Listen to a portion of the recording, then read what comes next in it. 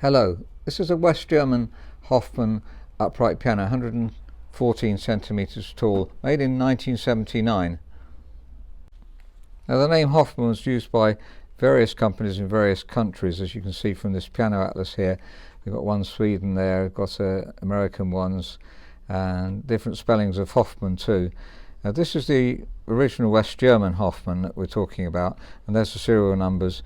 That's how we date the piano, by the serial number. And it's the place is Langlau.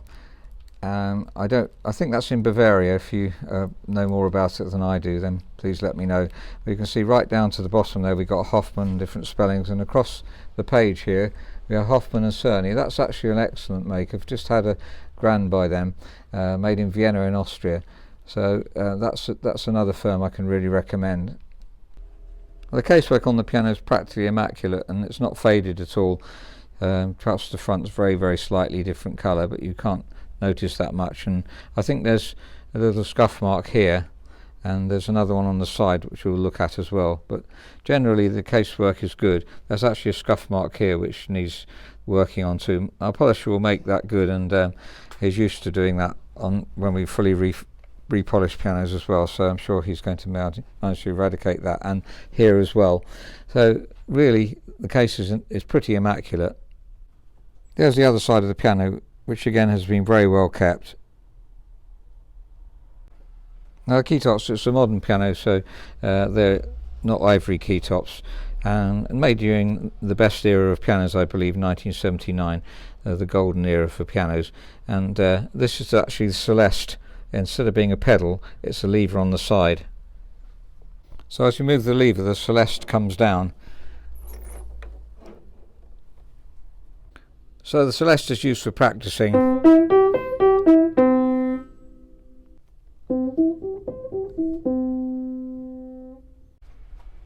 I've taken the Celeste off so that we can appreciate the high quality of manufacture of the piano.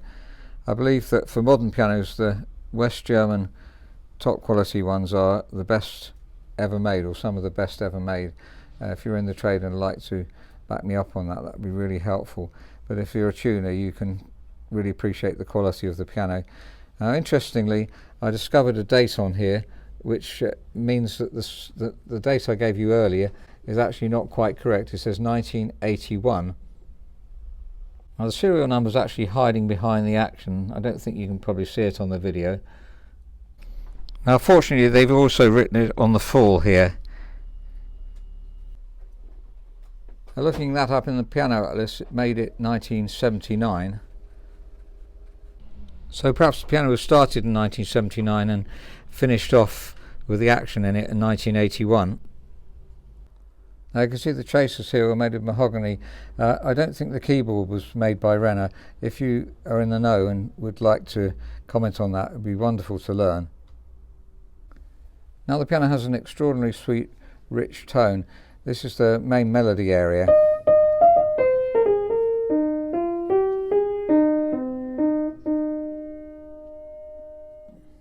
And the tenor and bass. We haven't tuned the piano, by the way, it's just come in like this.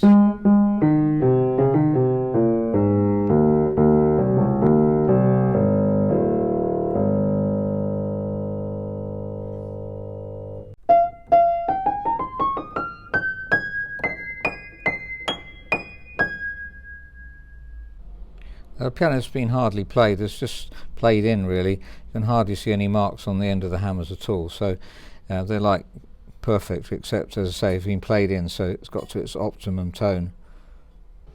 That means there's no slack in the keys at all, no regulation to do on the capstans, and the pedals lifting off the dampers perfectly and totally noiselessly.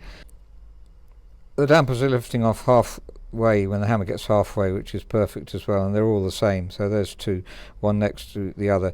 But I did notice that the let-off could perhaps be improved slightly, so if you look at C, which is the upper one of these two, it goes further than B. So B is the one that hasn't been regulated, and C is the one that has been regulated. If we look at them both together, and if we play them both extremely gently, you can hear the C sound before the B.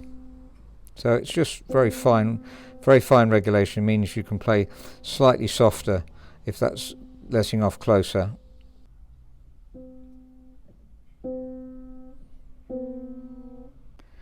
Well, this is the let off button here, and it's adjusted with this tool here. This is some modern pianos are often with this style. Older pianos have a different end. This is very small, and most modern pianos you need this one because they have a different type of set off button, which I'll try and show you in a future video. But if we want to adjust this one, we just turn it slightly. So I turn the middle C about half a turn anti-clockwise, or just a bit more than that. It's important that it's not turned too much, otherwise the hammer will check against the string and won't come back. Here I've done one extra turn and it's not coming back at all, so the set off button pulls it back. If you look at the one down here, so you can see it's been pulled back there by the set off let off button. So I've turned that one a whole turn further, and you'll see that that one doesn't lift off. It doesn't pull out now, whereas the one next to it does pull out. The hammers are also checking a bit close. You see that third one there is checking further back. Now this is the back check here, and in order for it to check further back, you just have to move it back slightly. It's best to bend at the bottom here rather than at the top. You can also have a dangerous breaking them off, especially on older pianos. So on the inspection sheet, we crossed out the original 1979, which was according to the book, because we found hammers with 1981 written on them, and generally the piano's in superb condition. By the way, there's huge legroom here. 65 centimetres is about 2.5 centimetres more than normal. Say like a Yamaha U1 is about 61.5. So plenty of legroom. You often get that on West German pianos, and pedal height is low as well. That's about 7 centimetres on most modern pianos. So a beautifully constructed piano generally. We need to pitch raise it then and lubricate the balance to bring the key weighting down here, just a little bit here on some of them. But generally 49 is pretty good for middle C. Down here you've got some heavier ones. We may need to even the weight out a bit after we've lubricated. So lubricating the balance rail, and some hammers were slightly sticking. I didn't mention that earlier on, but and making good the case, just a few scuff marks. It's got a nice long music desk, by the way, and on it now I put that's the cheapest and shorter model of Hoffmann. This is the catalogue from the time. So there we are, the 114, and that's the plain looking one there. So it's like the one we've got, and they do some fancy cases as well. Let's compare the tone with some other pianos.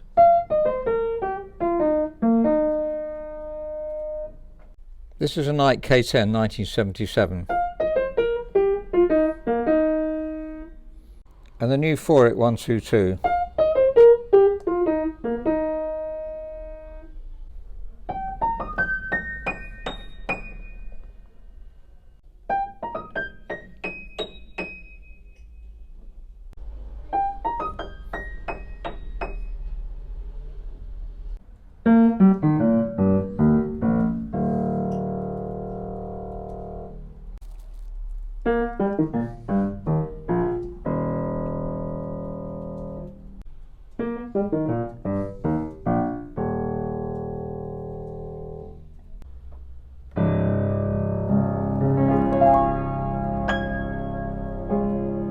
So that's a Hoffmann upright piano, 114 centimetres tall, made in about 1981.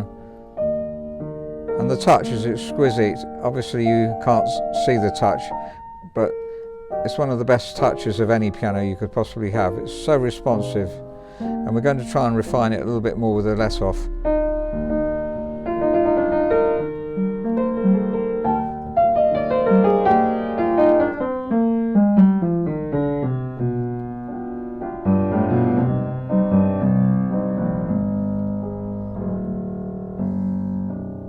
One of the warmest basses that you could possibly have on a piano of this height. That's a mellow sounding piano. I've put the lid open slightly here just because I think I'd like to use it with a bit more sound coming out. There are these prop sticks on top quality pianos, and it's worth using them if you just want to get more variety, if you want to play louder basically. If you're in a small room you might not want that, but it's like lifting a lid on a grand piano. I really find it's necessary on this piano, because you can play softly and it's beautifully well voiced, the hammers.